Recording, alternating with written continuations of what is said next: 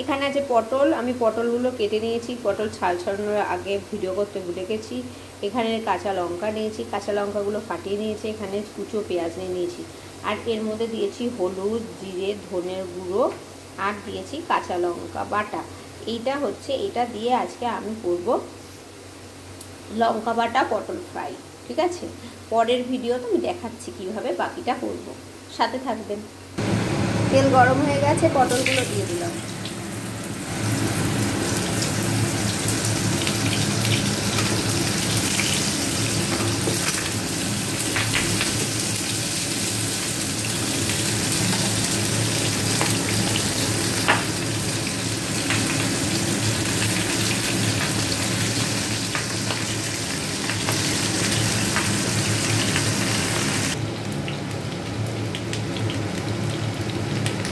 ভালো করে লাল লাল করে ভেজে নেব।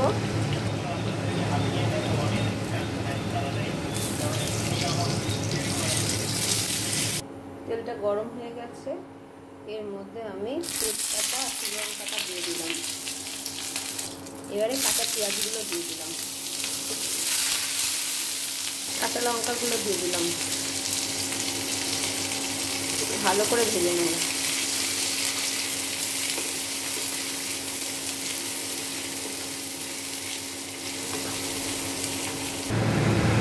লঙ্কা বাটা, আদা বাটা, জিরে বাটা, একটু নুন আর চিনি ভালো করে ভেজে নেব। তারপরে অল্প একটু জলও দেবো, দিয়ে দিয়েছি সামান্য একটু জল।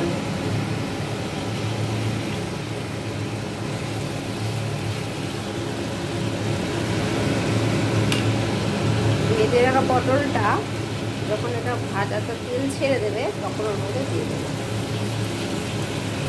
এবার এটা ভাজা ভাজা হয়ে গেছে,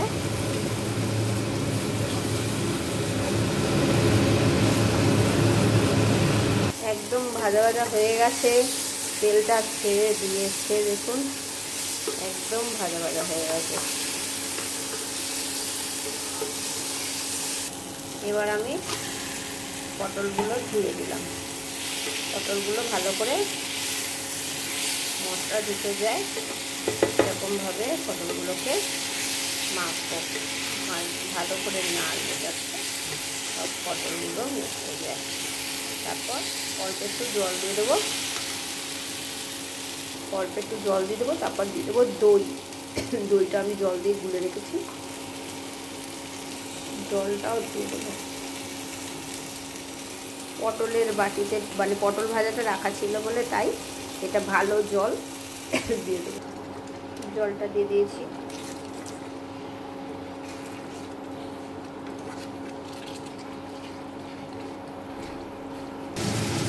এবারে আমি দইটা দিয়ে দেবো,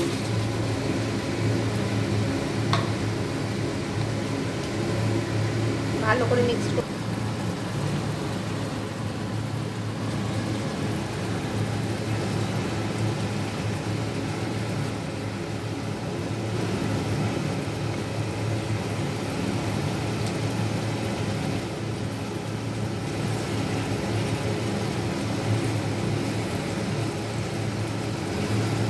জলটা শুকিয়ে গেলেই নামিয়ে দিলেই রেডি হয়ে যাবে ঝাল ঝাল পটল বা লঙ্কা বাটা পটল।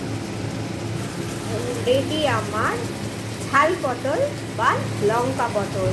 এবার বাটিতে সাজিয়ে দেবো। কেমন লাগলো জানাবেন, ট্রাই করতে পারেন আপনারাও, নিশ্চয়ই ভালো লাগবে। রেডি আমার ঝাল পটল বা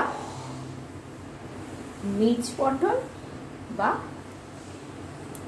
হারি মির্চ পটল, যা কিছু খেতে খুব টেস্টি লঙ্কা পটল। আপনারা রুটি, ভাত সব কিছু পরোটার সাথেও খেতে পারেন, ভালো লাগবে। আপনারা নিজেরাও বাড়িতে বানিয়ে নিতে পারেন। আর নিরামিষ করতে চাইলে শুধু পেঁয়াজ বাটাটা দেবেন না বা পেঁয়াজ ভাজাটা দেবেন না, ব্যাস তাহলে এটা নিরামিষ ready. Thank you, tata, bye bye. কেমন লাগলো জানাবেন। আপনারা যদি আর অন্য কোনো কিছু মেনু দেখতে চান আমাকে অবশ্যই কমেন্ট করে জানাবেন। Tata, by.